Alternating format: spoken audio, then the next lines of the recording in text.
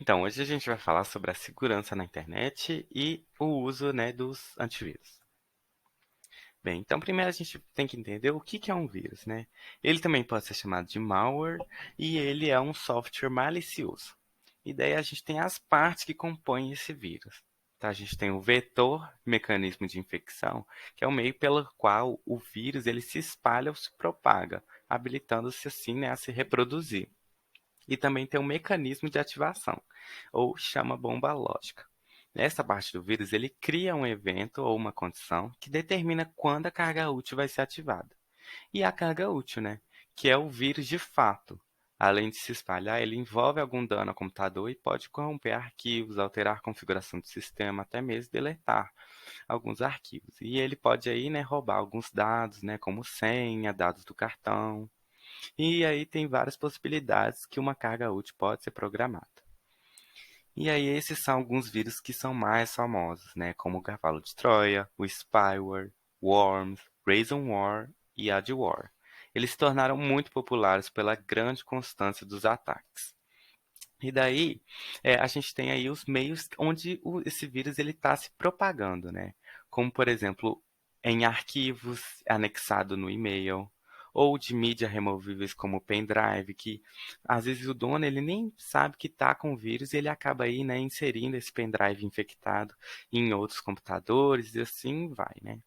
E também tem as páginas webs comprometidas, que elas são, que têm um baixo nível de segurança, um baixo nível de confiabilidade, os downloads de arquivos das mais variadas formas, né? E até a transferência de arquivo na rede, que também é uma possibilidade de propagação de um vírus de computador. Mas então, como que a gente se defende desse vírus? Então, além de prestar muita atenção, né, no que eu acabei de falar, né, nos sites que você entra ou quando vai inserir algum pendrive, você também pode utilizar os antivírus, né? E os antivírus eles são nada mais do que um software que identifica e protege os seus dispositivos, né, dos malwares. E como que eles funcionam? Bem, eles têm a função de ficar monitorando os arquivos do seu computador, as coisas que você conecta na máquina, seus e-mails e tudo mais, em busca do software malicioso, né? Para isso, o antivírus ele tem uma espécie de banco de dados interna, onde eles têm o registro de alguns vírus. E quando encontra esses vírus, né, que ele já tem um conhecimento, ele detecta que é um arquivo prejudicial e vai te avisar de que o arquivo ele precisa ser deletado, né, vai te dar um aviso. Mas essa não é apenas uma maneira de como os antivírus eles identificam o malware.